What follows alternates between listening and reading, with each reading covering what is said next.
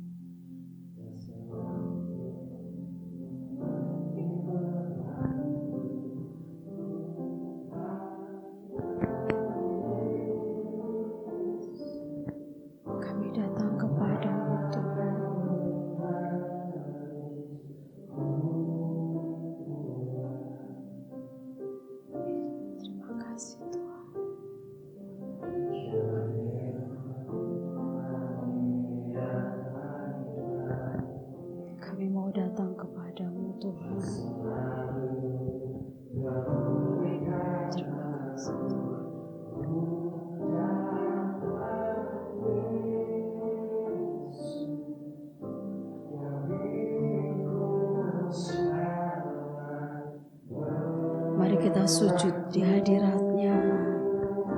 Sujud di altar-Nya.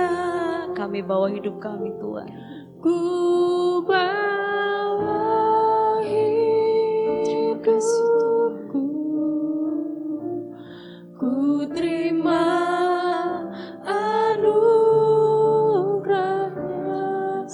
Dia ampuniku dan bebaskanku. Kau Tuhan yang mengubahkan kami.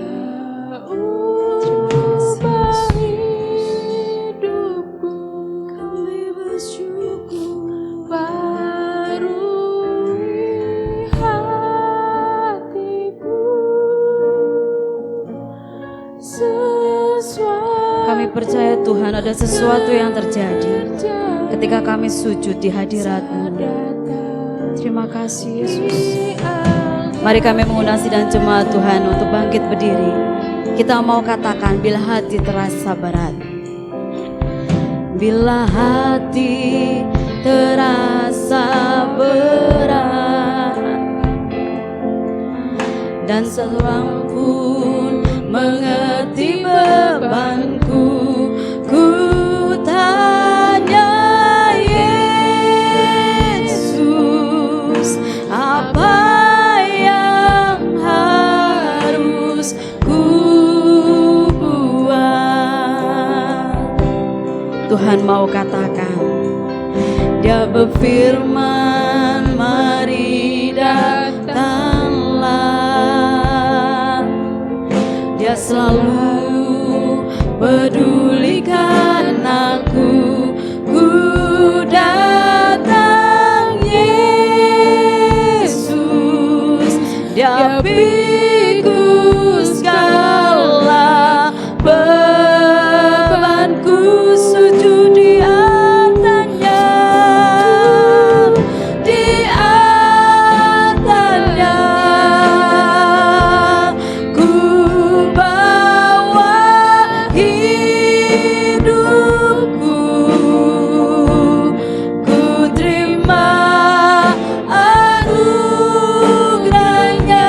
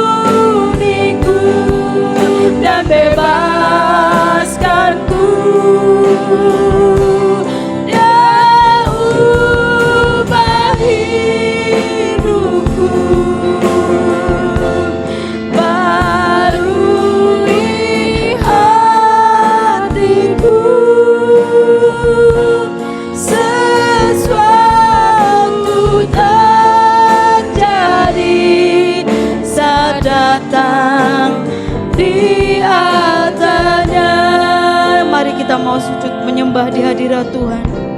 Sujud di atas. Ini kerinduan kami Tuhan, kami sujud di hadirat-Mu Tuhan. Hidupku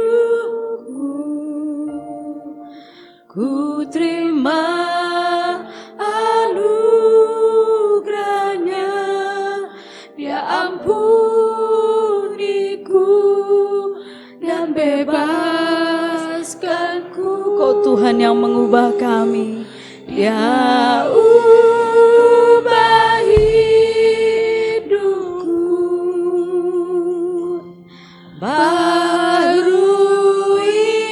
hatiku,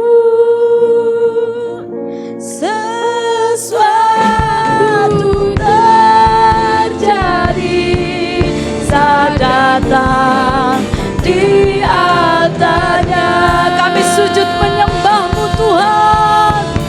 Sujud di atasnya, ku bawa hidupku,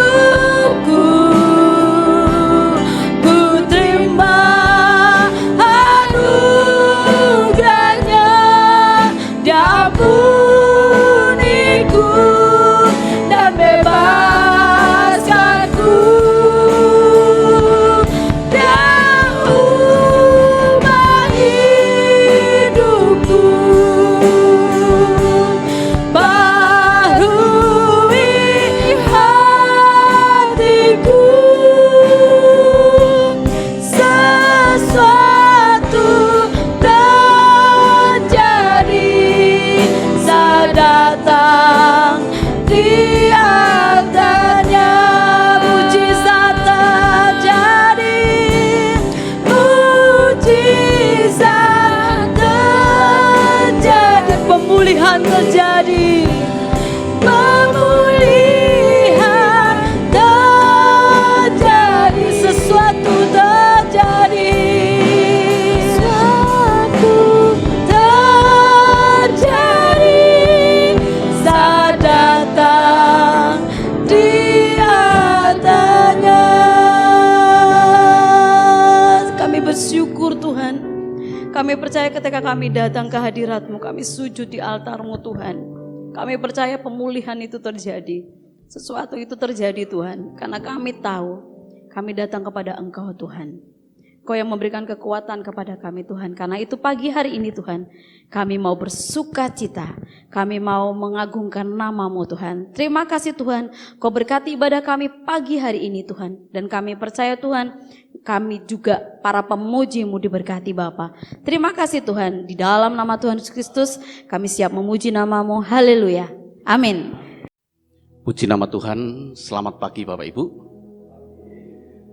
Apa kabar? Ya, puji nama Tuhan, kita semua diberkati Tuhan dan saya mengucap syukur kepada Tuhan. Karena penyertaan Tuhan sepanjang minggu ini, hari-hari yang cukup memang melelahkan bagi saya harus ke Surabaya. Jadi hari Senin saya berangkat, kemudian Selasa, Rabu, Kamis. Setelah dari Surabaya saya ke Semarang, dari Semarang ke Jogja. Nah, ketika mau pulang ke Cilacap, saya ini kemarin dilantik menjadi Kepala Departemen Sosial dan Diakonia GBT Pusat, Bapak Ibu. Jadi begitu saya pulang, ternyata ada berita kecelakaan seorang hamba Tuhan yang di Boyolali. Dari belum selesai kelelahan saya harus melayani hamba Tuhan yang mengalami kecelakaan ini. Ya, puji nama Tuhan, jam 12 malam, tadi malam saya baru sampai di Cilacap. Puji nama Tuhan Bapak Ibu, itu semua karena anugerah Tuhan, karena kekuatan yang Tuhan berikan kepada kita semua. Amin. Saya yakin dan percaya perlindungan, penyertaan, dan kasih Tuhan pun juga dinyatakan dalam kehidupan Bapak Ibu, Saudaraku yang kasih Tuhan. Pagi hari ini Bapak Ibu, kita akan belajar mengenai sosok pribadi Lot. Jadi saya berikan tema Lot orang benar. Orang bodoh itu tidak pernah belajar dari kesalahan diri sendiri, dari kesalahan orang lain. Tetapi orang yang wajar, orang yang biasa-biasa saja, dia akan belajar dari kesalahan diri sendiri. Tetapi orang bijak, dia belajar dari kesalahan orang lain supaya dia tidak jatuh ke dalam kesalahan yang diperbuat oleh orang lain. Bapak Ibu Saudaraku, hari ini kita belajar untuk menjadi orang yang lebih bijak tentang Lot orang benar ini. Kita buka di dalam 2 Petrus 2 ayat 2 Petrus 2 ayat 6 sampai dengan yang ke-8. Saya minta tolong dibacakan. Mari sama-sama kita belajar firman Tuhan ini. 2 Petrus 2 ayat 6 sampai dengan 8. Dan jikalau Allah membinasakan kota Sodom dan Gomora dengan api, dan dengan demikian memusnahkannya dan menjadikannya suatu peringatan untuk mereka yang hidup fasik di masa-masa kemudian, tetapi ia menyelamatkan Lot, orang yang benar, yang terus-menerus menderita oleh cara hidup orang-orang yang tak mengenal hukum dan yang hanya mengikuti hawa nafsu mereka saja.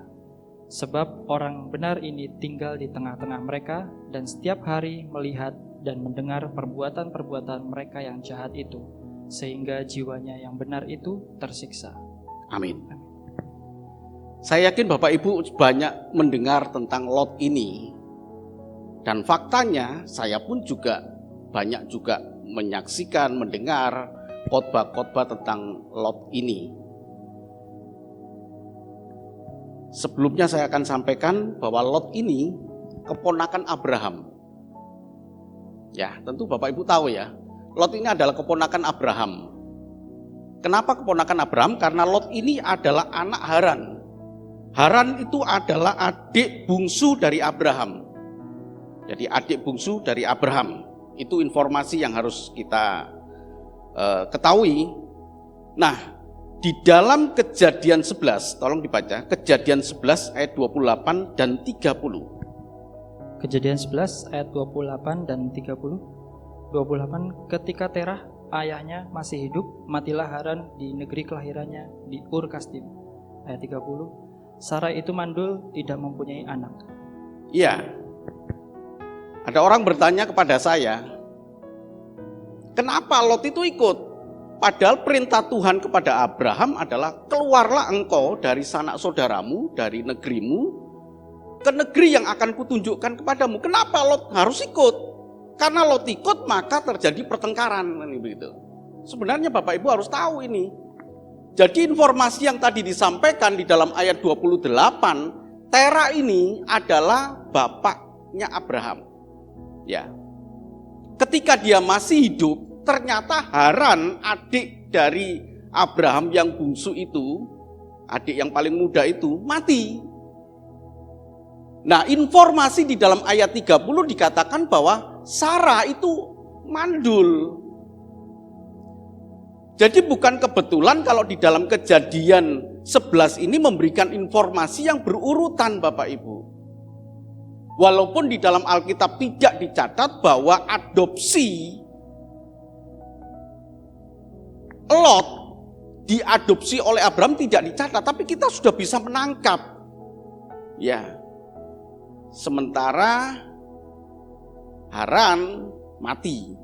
Ya. Maka Lot tinggal bersama dengan ibunya dan enggak diceritakan bagaimana kondisinya. Dan kemudian Sarah ini mandul. Maka diangkatlah ini sebagai anak angkat adopsi dari Abraham. Jadi ketika Tuhan memberikan perintah di dalam Kejadian 12 itu, keluarlah engkau dari negerimu, dari sanak saudaramu, maka secara kejiwaan psikologis, Lot ini adalah anak angkat dari Abraham.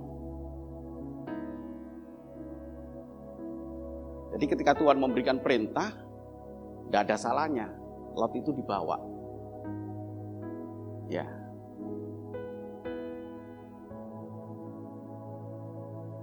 Maka pergilah Abraham, Lot bersama dengan istrinya itu ke negeri yang akan ditunjukkan oleh Tuhan. Kemana? Nggak tahu. Nggak tahu loh Bapak Ibu. Ke negeri yang nggak tahu. Jadi di sini menunjukkan kenapa Abraham itu disebut sebagai bapak orang percaya. Karena dia hanya mempercayai satu perintah yang dia tidak ketahui. Perintahnya jelas, pergilah. Tapi kemana? Nggak tahu. Hanya petunjuk Tuhan saja yang akan memberikan arahan kepada Abraham kemana dia pergi. Oke Bapak Ibu ya. Jadi ini yang sering diungkapkan oleh begitu banyak orang adalah kesalahan dan kesalahan Abraham. Kesalahan dari Lot. Tanpa menyinggung 2 Petrus 2 ayat 6 sampai dengan 8 ini yang mengatakan bahwa Lot itu orang benar. Saya mengakui Bapak Ibu, tidak ada orang yang sempurna di dalam Alkitab. Musa, orang yang tidak percaya Tuhan, meragukan Tuhan. Abraham, orang yang berdusta. Orang yang mengingkari sebuah nilai pernikahan yang kudus, Abraham. Oh ini adikku. Bayangkan itu. Kemudian diambil oleh Firaun, istrinya. Nah Bapak Ibu dan Saudaraku, Yusuf demikian juga. Yusuf mengandalkan manusia, kalau engkau nanti sudah ditolong, ingatlah kepadaku. Tidak ada sosok pribadi di dalam Alkitab kecuali Tuhan Yesus yang betul-betul sempurna. Nah, termasuk Lot.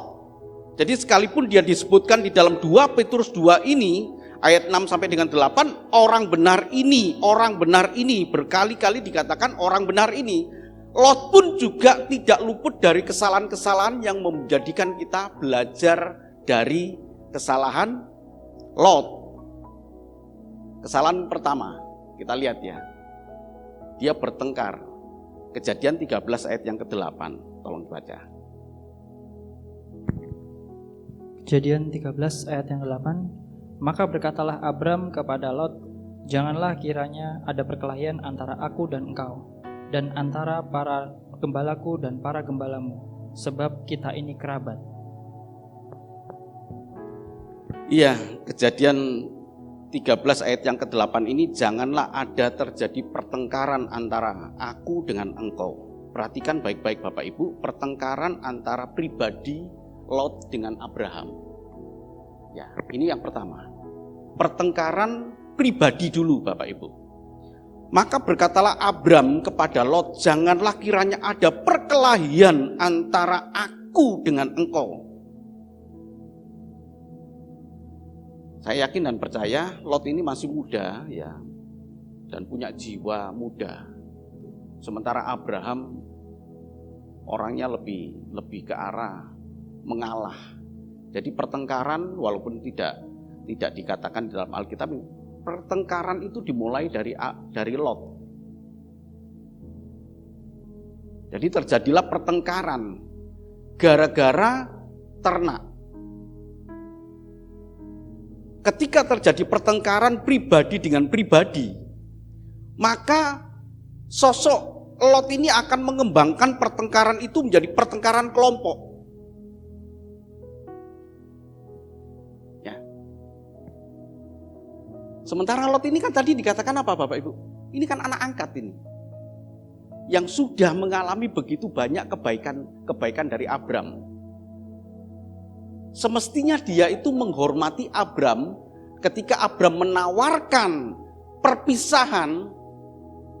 Logisnya kalau orang yang sudah mengalami kebaikan, dia nggak mau pisah dong. Ya, nggak mau pisah dengan Abram.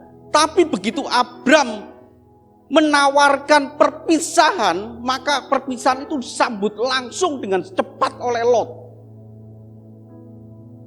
Lebih baik kita pisah. Kalau engkau ke kiri, aku ke kanan. Kalau engkau ke kanan, aku ke kiri. Nah, Lot tidak mau kehilangan kesempatan yang baik. Ketika dia melihat di lembah sungai Yordan itu ada tanah yang begitu subur, airnya berlimpah. Wah, daripada Bapak Abraham yang memilih terlebih dulu, ketika dia ditawari pilihan ini, maka dia ambil pilihan itu dengan cepat. Nanti akan kita lihat ya, Jadi Lot ini akan mengembangkan pertengkaran, itu menjadi satu pertengkaran gembala Lot dengan gembala Abraham. Ini umum terjadi Bapak Ibu. Ya, kalau saya terjadi pertengkaran dengan Pak Ferry, maka saya akan mengembangkan pertengkaran antara pribadi ini dengan pertengkaran kelompok. Ya, saya akan coba cari massa, saya akan coba cari pengikut saya. Apalagi kalau ada orang yang senang dengan Pak Ferry, maka akan saya hubungi dia untuk membuat kebencian dengan Pak Ferry. Ya, banyak terjadi dalam keluarga. Apalagi kalau ini kan soal apa ini? Pertengkaran soal apa Bapak Ibu? Ternak kan? Yang berbicara tentang harta duniawi. Banyak perpecahan-perpecahan di dalam keluarga karena warisan. Begitu pertengkaran pribadi antara dia dengan seseorang, maka dia akan kembangkan. Dia akan hubungi sanak saudaranya, familinya, ponakannya. Dia akan ceritakan keburukan-keburukan itu dan akhirnya membuat satu pertengkaran kelompok. Hati-hati Bapak Ibu ya. Ya. Hati-hati sekali. Jadi apalagi soal harta warisan, apalagi soal usaha, apalagi kalau dalam keluarga itu punya usaha sama. Wah, pertengkaran kalau sudah terjadi persaingan, dia akan kembangkan menjadi satu pertengkaran yang kelompok, bukan hanya pribadi. Ini faktanya terjadi. Jadi kalau dikatakan di dalam Kejadian 13 tadi ayat yang ke-8 dikatakan, dan para gembalaku dengan gembalamu. Kenapa? Karena sudah dikembangkan. Ini pun juga terjadi loh di dalam komunitas yang katanya orang-orang kudus, para pelayan Tuhan. Pertengkaran-pertengkaran pribadi menjadi satu pertengkaran kelompok antara hamba Tuhan yang satu dengan hamba Tuhan yang lain. Itu bisa berkembang akhirnya membentuk satu kelompok. Kenapa banyak gereja pecah? Ya ini karena dari pertengkaran pribadi kemudian dikembangkan menjadi pertengkaran kelompok. Wah, pelajaran yang begitu indah ini Bapak Ibu. Hati kita betul-betul harus dikuasai dengan kasih yang begitu besar. Sebab kasih itu akan menutupi banyak dosa. Antara suami dan istri, ya, antara suami dan istri kalau terjadi konflik, tutupi dengan kasih. Saya pernah cerita kepada Bapak Ibu, suami istri bertengkar. Hebatnya, istri cerita kepada saya, jelek-jelek, wah suami saya tuh begini. Suatu saat saya ketemu dengan suaminya pun juga cerita begitu. Dia kembangkan, dia ceritakan kepada orang lain untuk membentuk apa? Satu pertengkaran kelompok. Ini Lot ini. Jadi Bapak Ibu harus tahu, kalau 2 Petrus 2 itu mengatakan orang benar ini, itu bukan berarti orang yang sempurna. Dia punya kesalahan, dia punya keburukan, dia punya pertengkaran yang dipicu oleh ternak. Ya. Ini Lot itu mengabaikan kekerabatan. Karena firman Tuhan ini berkata begini, ya. Sebab kita ini kerabat, kata Abraham. Maka berkatalah Abram kepada Lot, janganlah kiranya ada perkelahian antara aku dengan engkau dan antara gembalaku dengan gembalamu, sebab kita ini kerabat. Jadi pertengkaran ini mengabaikan kekerabatan. Abram ingat ada kekerabatan yang harus dijunjung tinggi. Ya. Kita saudara Bapak Ibu ya. Saudara dalam Tuhan ya. Ya. Kita ingat kerabat itu, saudara, kerabat. Dalam rumah tangga, dalam keluarga, dengan adik saya kemarin juga ketemu ya. Dengan adik saya ketemu, kemudian dengan adik saya yang nomor 3, saya nomor 2, adik saya nomor 3. Jadi kemarin itu ada sedikit permasalahan keluarga. Jadi ada sedikit permasalahan sampai akhirnya saya dalam rapat itu kemudian saya lihat, oh ya masih saya punya celah untuk bisa keluar dari rapat. Kemudian saya ketemu dengan mereka. Saya persatukan. Saya ingatkan ada kekerabatan di sini yang nilainya jauh lebih tinggi dari apapun. Ya. Dengan harta apapun itu tidak akan ternilai, Bapak Ibu. Abraham ingat, ini antara ternak, gara-gara ternak maka rusak kekerabatan. Abraham gak mau dan diingatkan kepada Lot, kita ini kerabat. Ketika Abraham memperingatkan bahwa kita ini kerabat, ayat 9 berkata, bukankah seluruh negeri ini terbuka untuk engkau? Ya. Ayat 9 bagian pertama ini menunjukkan negeri ini terbuka loh untuk kita, untuk engkau. Kalau gak perlu kita sampai berkompetisi, sampai bersaing dengan tidak sehat. Terbuka. Baiklah, pisahkan dirimu daripadaku.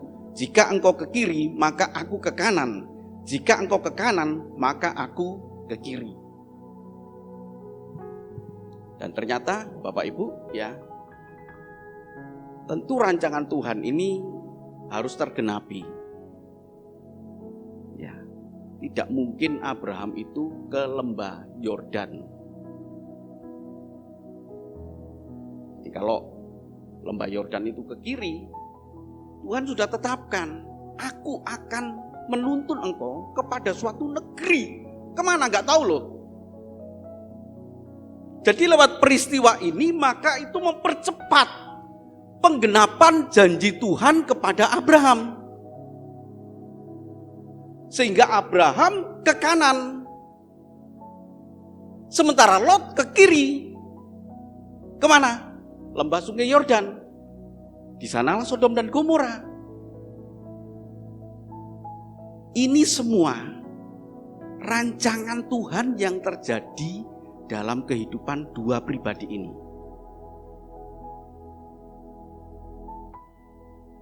Penghakiman terhadap Lot sudah sangat sering, bahwa Lot itu memilih karena matanya melihat, jasmaninya melihat. Sekarang Bapak Ibu, saya ingin bertanya, dosa enggak memilih sesuatu berdasarkan mata jasmani? Dosa enggak? Oh, karena dia memilih dengan mata jasmani. Bapak Ibu, kalau mau beli rumah, bagus nih rumah, letaknya strategis. Mana yang lebih dulu bertindak? Mata jasmani kan? Bapak Ibu gak usah jauh-jauh dah. Ibu-ibu kalau milih sayur, karena tiap pagi rumah saya di garasi itu dipakai untuk pasar Bapak Ibu. Jadi saya harus kadang-kadang harus mengeluarkan mobil gitu ya, untuk dijadikan pasar, mengeluarkan mobil terlebih dulu. Karena kalau mereka pergi ke pasar jauh, jadi harus pakai garasi saya. Saya sering melihat, wah ini baik ini, wah ini bagus ini, wah tiap pagi saya mendengarkan suara ibu-ibu yang belanja itu. Wah bagus-bagus ya dia, bagus-bagus ya. Gak mungkin hati rohani Bapak tunjukkan kepadaku, saya mau beli cabai Tuhan, gak usah. Mata. Salah gak? Gak salah. Gak salah. Jadi kalau Lot kemudian Tuhan tuntun ke Sodom dan Gomora, itu adalah rancangan Tuhan. Dia harus ke sana. Ada misi Tuhan yang harus dilakukan oleh Lot. Sementara Abraham harus ke sana, ke tanah yang dijanjikan Tuhan, yaitu Kanaan kan? Kan Abraham kan nggak tahu sebelumnya, ya kan? Nggak tahu sebelumnya. Tapi Tuhan sudah tentukan ke sana, Lot ke sana. Jadi bukan karena Lot itu kemudian berdosa ketika memilih berdasarkan mata. Nanti kita lihat Bapak Ibu, visi yang Tuhan sampaikan kepada Lot untuk Lot ini bertindak di tengah-tengah kota yang tidak tahu mana yang baik, mana yang benar, tidak tahu tentang tangan kanan atau tangan kiri. Orang jahat. Jadi karena mengabaikan kekerabatan ini identik dengan akar segala kejahatan adalah cinta uang. Ya. Jadi Pengkhotbah 5 ayat yang ke-9, tolong dibaca. Pengkhotbah Ya. 5 ayat yang 9.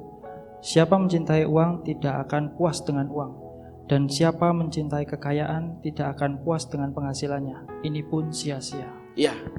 Jadi kalau ayat 1 Timotius 6 ayat yang ke-10 ini kan tentu Bapak Ibu sudah mengetahui ya. Ini saya tulis sini ya. Ini dari 1 Timotius 6 ayat yang ke-10. Akar segala kejahatan adalah cinta uang. Tapi pengkhotbah sengaja saya tampilkan di sini. Ingat pertengkaran antara Lot dengan Abraham tadi dipicu oleh ternak. Ternak itu berbicara tentang harta, ya, tentang duniawi. Karena gara-gara itu maka terjadilah pertengkaran. Kenapa? Karena cinta uang, karena cinta ternak, karena cinta harta. Maka dia berebut lahan, dalam bahasa ekologi itu disebut niche ya. Niche itu daya dukung kehidupan. Daya dukung kehidupan gitu ya. Itu niche ya.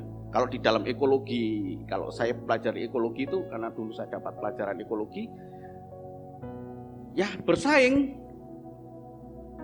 Maka terjadilah persaingan antara Lot dengan Abraham, dengan orang-orangnya Abraham. Dia tidak mempedulikan kekerabatan yang ada gitu loh.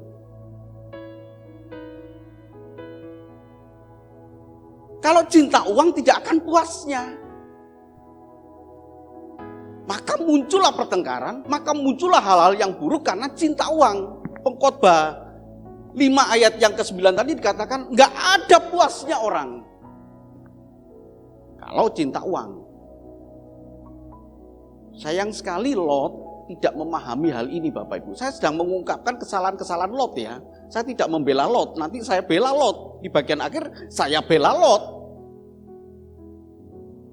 Ketika saya membela Lot, saya menyalahkan Bapak Ibu yang salah gitu loh. Nanti kita lihat ya. Jadi Lot mengorbankan kekerabatan demi needs tadi, demi daya dukung hidup dia.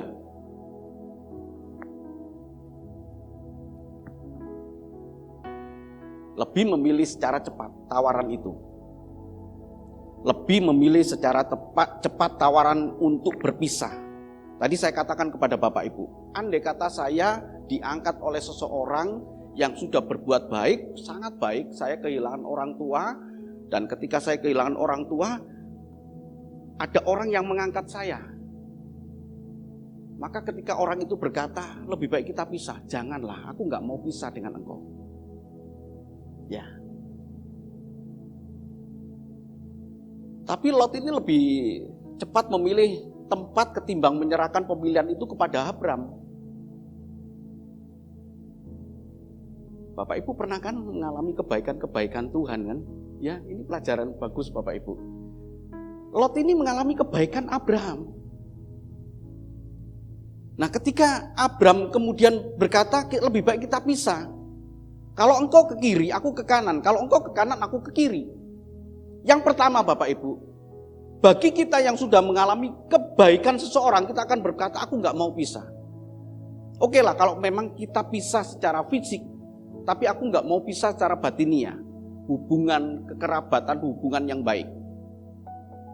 Yang kedua Bapak Ibu, kalau kita menghormati seseorang, oke lah, kalau memang harus berpisah, maka kita berikan kesempatan kepada Abram untuk memilih terlebih dulu.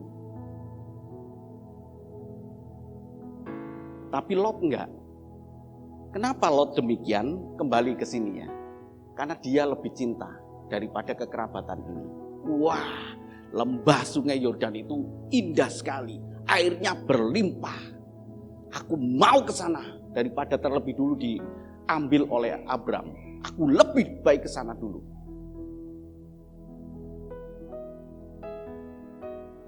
Jadi kehilangan kekerabatan di sini, kehilangan hormat kepada Abraham, begitu pula dengan kita, Bapak Ibu Saudaraku.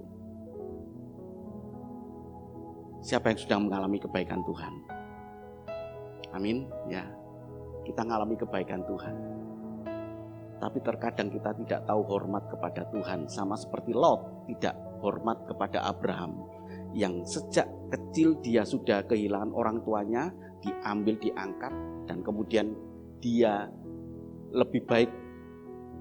Ini yang disebut sebagai self-interest. Jadi self-interest itu adalah ketidakpeduliannya. Jadi lebih baik kepada, pedulikan lo terhadap keluarganya, istri dan anak-anaknya dibawa ke dalam satu lingkungan yang rawan secara psikologis, tertekan jiwanya, tinggal di tengah-tengah orang yang jahat, sosial, rawan sosial, ya, dia melihat orang yang jahat, wah kok begini ya, rawan spiritual. Kejadian 19 ayat 5 sampai dengan 8, tolong dibaca. Kejadian 19 ayat 5 sampai dengan 8. Mereka berseru kepada Lot, "Di manakah orang-orang yang datang kepadamu malam ini? Bawalah mereka keluar kepada kami, supaya kami pakai mereka." Lalu keluarlah Lot menemui mereka ke depan pintu, tetapi pintu ditutupnya di belakangnya. Dan ia berkata, "Saudara-saudaraku, janganlah kiranya berbuat jahat. Kamu tahu, aku mempunyai 2 orang anak perempuan yang belum pernah dijamah laki-laki. Baiklah mereka kubawa keluar kepadamu. Perbuatlah kepada mereka seperti yang kamu pandang baik. Hanya jangan kamu apa-apakan orang-orang ini, sebab mereka memang datang untuk berlindung di dalam rumahku."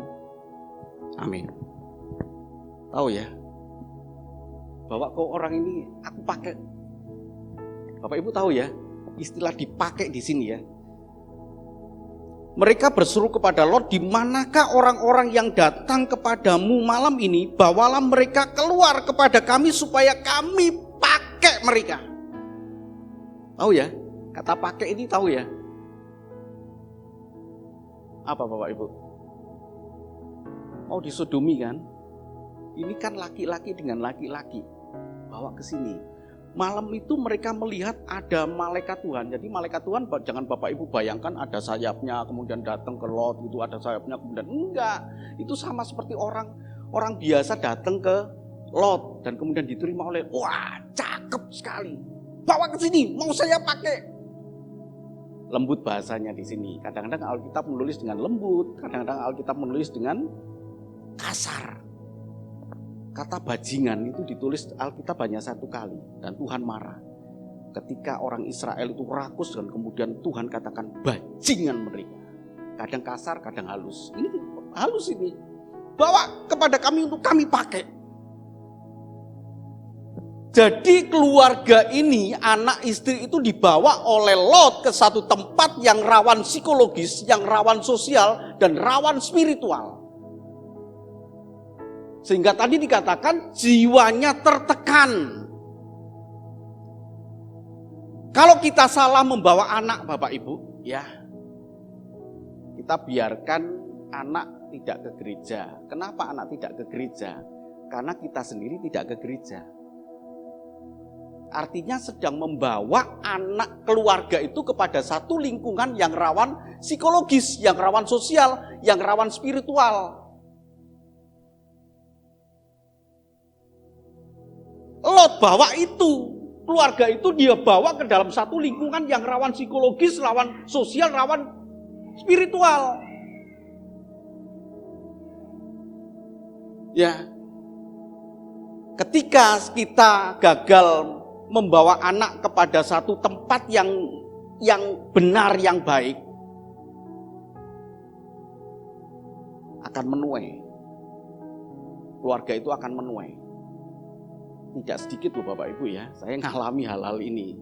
Anaknya nggak dididik, anaknya nggak diatur, anaknya tidak dibawa ke dalam satu lingkungan yang baik, yang psikologisnya baik, sosialnya baik, spiritualnya baik. Sampai akhirnya dia berkata begini, "Pak Pendeta, tolonglah. Saya udah angkat tangan Pak Pendeta.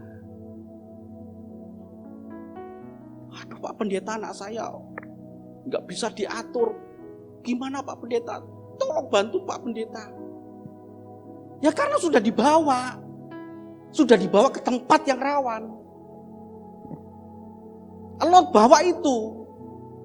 Jadi tadi saya katakan kenapa Lot bisa bertindak demikian, karena dia ada self interest, lebih ke arah dirinya sendiri.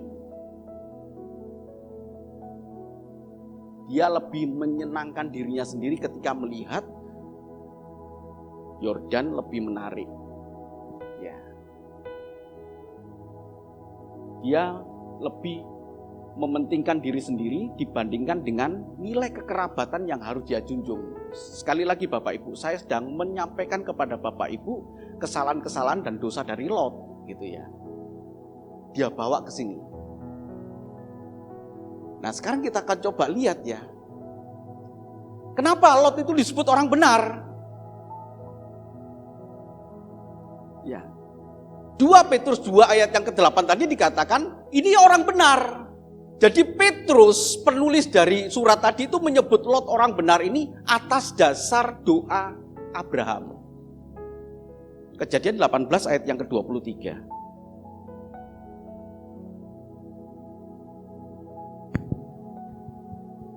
Kejadian 18 ayat yang ke-23. Abraham datang mendekat dan berkata, apakah engkau akan melenyapkan orang benar bersama-sama dengan orang fasik?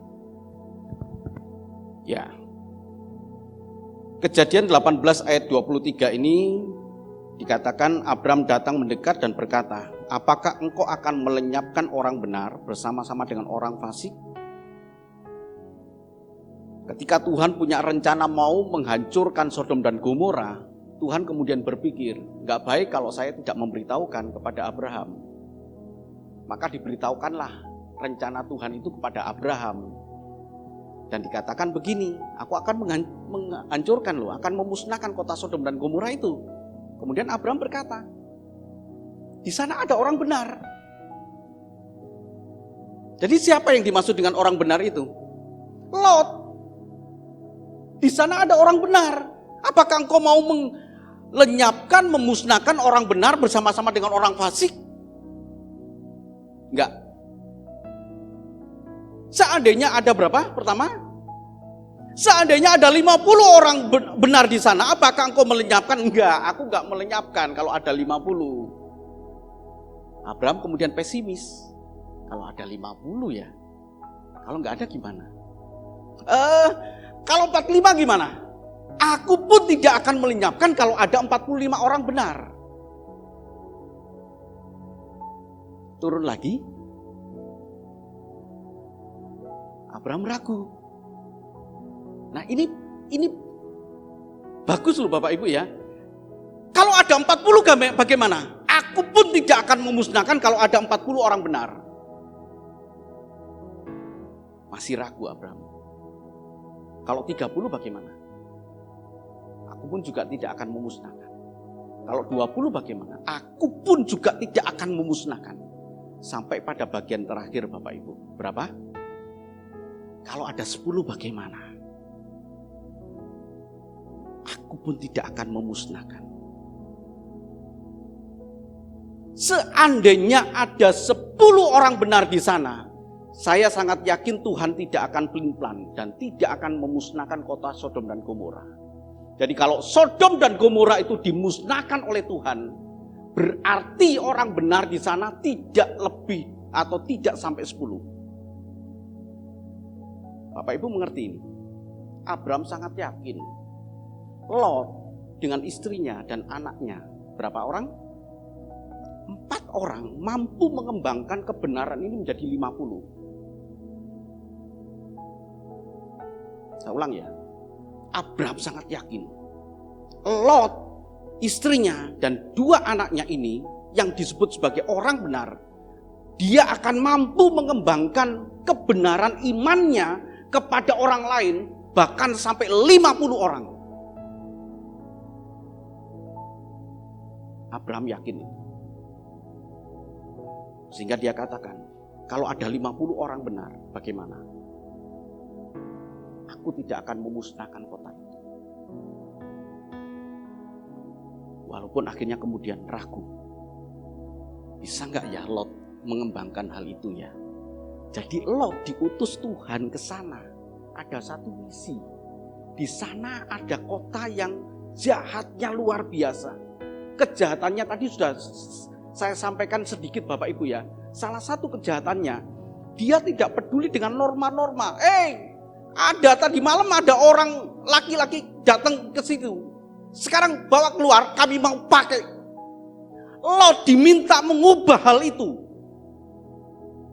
Karena Lot tidak mampu, sehingga jiwanya tertekan. Hebat ya. Lot diutus Tuhan ke sana.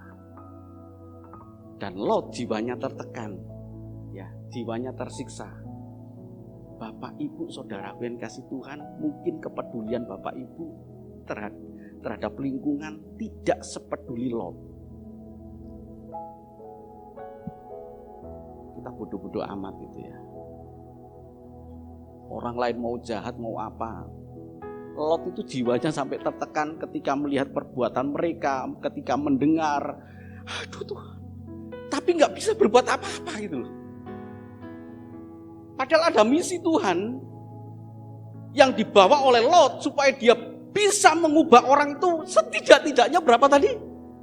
50. Tapi gagal dia. 40. 30 sampai akhirnya yang terkecil sekalipun 10 itu tidak mampu Lot bawa. Paling tidak siapa? Paling tidak siapa Mbak Vera? Calon mantunya kan? Ya kan? 2 anak perempuannya itu punya calon suami loh Bapak Ibu. Itu pun nggak bisa dibawa oleh Lot. Buktinya apa? Bapak Ibu baca. Diolok-olok oleh calon menantunya itu, Lot itu ditertawain gitu loh.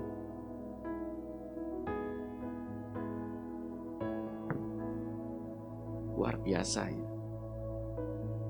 Saya kagum loh Bapak Ibu. Di balik dari kesalahan-kesalahan Lot yang sudah saya sampaikan, ada jiwa Lot yang benar.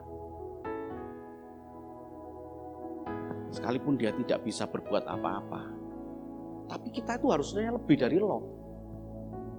Berapa jiwa yang Bapak Ibu bawa? Jangan sama dengan Lot.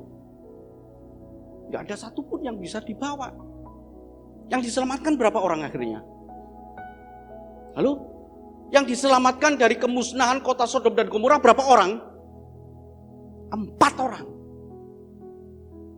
4 orang ini pun dengan satu yang imannya itu abal-abal Bapak Ibu. Yaitu istri Lot. Yang nyaris selamat. Yang nyaris selamat. Jadi Bapak Ibu lebih baik nyaris binasa atau nyaris selamat? Aduh. Aku ini nyaris selamat loh. Ya binasa, sama seperti istrinya Lot. Sudah diperintahkan Tuhan jangan lihat ke belakang. Pengen lihat ke belakang. Dia ingat kulkasnya, dia ingat mobilnya, dia ingat apanya itu ya. Jadi kalau Bapak Ibu kehilangan sesuatu kemudian kehilangan damai sejahtera gara-gara sesuatu yang hilang itu, udah biarkan aja lah. Udah sampaikan kepada Bapak Ibu beberapa waktu yang lalu ya. Saya pernah kehilangan mobil. 4 bulan lamanya hilang mobil saya. Waktu saya di Bogor. Ya udahlah hilang aja udah. Ya udah, tapi akhirnya ketemu. Walaupun saya tidak, nyesel, gimana sih? Kemarin saya ketemu dengan Pak Pendeta yang kecelakaan itu ya. Tapi saya bersyukur ya. Dia penuh dengan limpah ucapan syukur, tidak menyesali. Gimana sih Tuhan habis mubes, dia itu pergi mau ke gereja, mau pelayanan, mau membawakan renungan.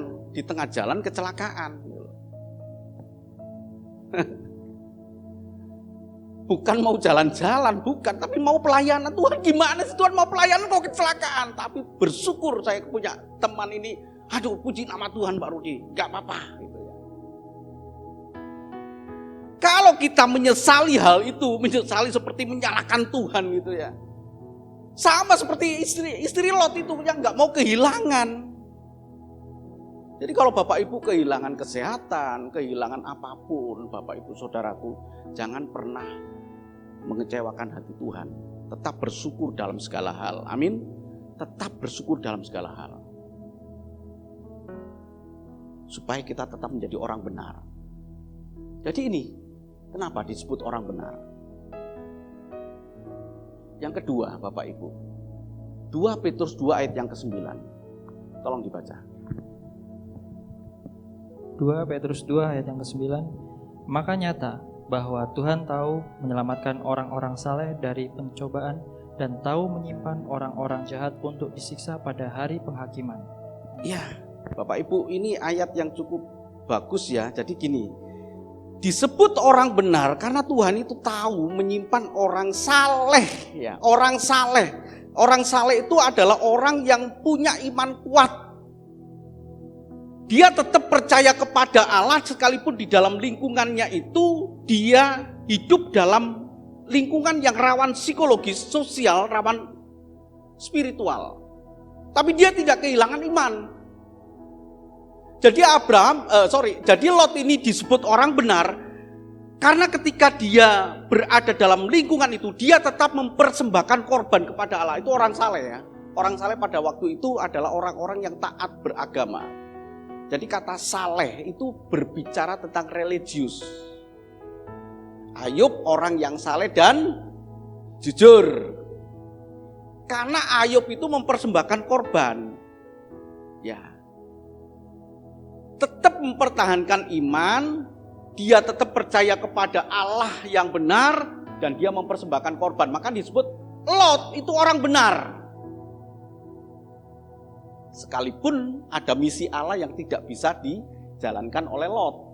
Jadi dilihat dari kuat iman percaya kepada Allah sekalipun berada di dalam satu lingkungan yang jahat. Nah ini tadi saya katakan di bagian akhir saya membela Lot. Tapi saya menyalahkan Bapak Ibu atau diri saya yang salah ketika saya berada dalam satu lingkungan yang tidak baik. Apa yang akan terjadi pada waktu kita berada di dalam satu lingkungan yang tidak baik? Kemungkinan ada 2 kemungkinan Bapak Ibu ya. Kemungkinan yang pertama kita mempertahankan diri seperti Lot. Aku gak mau kehilangan iman percaya. Tapi maaf Bapak Ibu ya, tidak sedikit yang saya jumpai ketika orang berada dalam satu lingkungan yang tidak baik. Dia jual kepercayaan itu kepada yang lain. Dia memang tidak menjadi orang yang tidak menjadi bukan murtad ya. Kalau murtad dalam istilah gambaran orang lain kan pindah agama gitu ya. Enggak. Kehilangan kepercayaan kepada Tuhan. Ketika berada di dalam satu lingkungan yang tidak baik, kecenderungan orang itu gagal memelihara iman itu besar sekali Bapak Ibu. Tapi Lot, dia mampu menjadi orang yang saleh. Ya, Alkitab katakan tadi, dia berada di dalam satu lingkungan yang jahat tetapi dia pertahankan. Sehingga Tuhan katakan, Tuhan tahu menyimpan orang benar ini, orang yang saleh ini. Jadi orang saleh itu adalah orang yang bertahan dalam imannya. Sekalipun ada kelemahan Lot tidak mampu mengembangkan. Seperti dugaan Abraham. Oh pasti Lot bisa membawa 50. Pasti Lot bisa membawa 10. Tapi faktanya enggak. Sekarang kita balik. Kita bukan hanya 10 ya. Kalau Abraham itu ragu 50, 45, 40, 30, 20 dan kemudian 10. Mari Bapak Ibu dan Saudaraku, sekarang kita kembangkan. Kita lebih dari itu. Amin.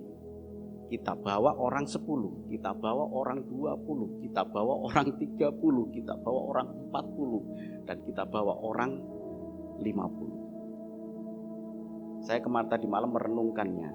Ada seorang yang pengurus masjid yang kalau Bapak Ibu suka ikut Zoom ya, beberapa minggu yang lalu dia sudah tidak ikut Zoom lagi.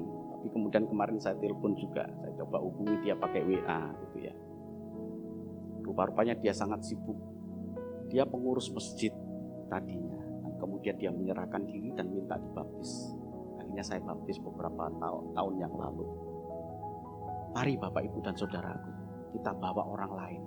Ya, ini hanya gambaran, tidak harus 10, tidak harus 20, tapi gambarannya kita harus punya antusias untuk membawa orang lain kepada Tuhan. Tidak hanya sebatas kita bertahan di dalam iman. Aku percaya kepada Allah sekalipun dalam lingkungan yang buruk. Tidak hanya sebatas itu. Tapi kita bawa orang lain mengenal Kristus. Lebih dan lebih lagi. 10, 20, 30 sampai ke 50. Tuhan memberkati. Amin.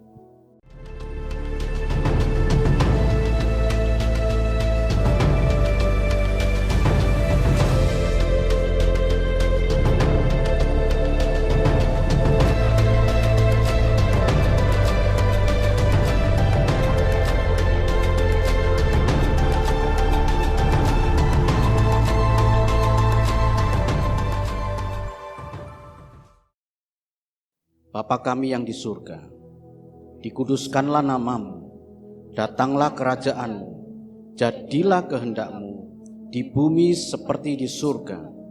Berikanlah kami pada hari ini makanan kami yang secukupnya, dan ampunilah kami akan kesalahan kami, seperti kami juga mengampuni orang yang bersalah kepada kami.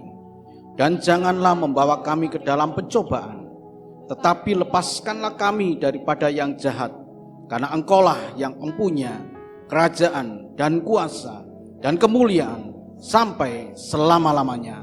Amin. Terima kasih Tuhan.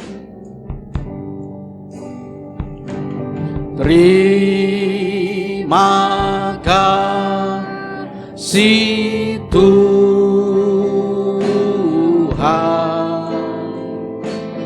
Terima kasih Tuhan.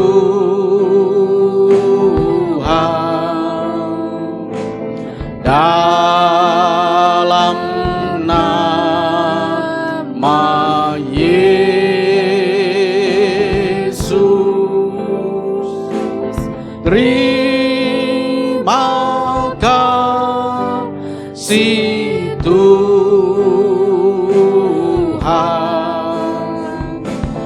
Haleluya. Sungguh hati kami melimpah dengan ucapan syukur ya Bapa. Kami merasakan kebaikan-kebaikan-Mu Tuhan, penyertaan-Mu, perlindungan-Mu Tuhan. Terima kasih ya Bapa. Sebentar kami akan meninggalkan tempat ini. Kami pulang dengan sukacita, kami pulang dengan membawa berkat-berkat yang sudah Tuhan berikan kepada kami. Bapak, Ibu, dan saudaraku yang sangat dikasihi Tuhan. Terimalah berkat dan anugerah dari Allah Bapa di surga. Kasih dan cinta Tuhan kita Yesus Kristus, anak yang tunggal, dan penghiburan kekuatan dari kuasa Roh Kudus menyertai kita mulai saat ini, esok, bahkan sampai Maranatha Tuhan Yesus datang menjemput kita. Terpujilah Engkau ya Bapa. Engkau Allah yang sudah memberkati kami, Engkau Allah yang melindungi kami, Engkau Allah yang menyinari kami dengan wajah-Mu Tuhan dan memberikan kepada kami kasih karunia. Engkau Tuhan Allah yang menghadapkan wajah-Mu kepada kami Tuhan dan memberikan damai sejahtera. Hamba berdoa ya Bapa, buat yang sakit Engkau jamah, Kau pulihkan, Kau sembuhkan Tuhan. Yang sedang dalam pergumulan dan menemui jalan buntu, kami percaya Tuhan, Engkau tolong mereka, Engkau berikan kemenangan Tuhan. Engkau memberkati di dalam usaha pekerjaannya, Engkau memberkati di dalam keluarganya, Engkau memberkati dalam pelayanannya, Engkau memberkati dimanapun mereka berada menjadi berkat bagi sesama, sebab Engkau sudah memberkati mereka. Bapa, terima kasih, hormat, kemuliaan hanya bagi Engkau Tuhan. Di dalam nama Tuhan Yesus, anak-Mu yang tunggal, kami sudah berdoa dan mengucap syukur. Semua yang percaya mengatakan amin. Tuhan memberkati. Mujizat terjadi, mujizat terjadi, pemulihan terjadi.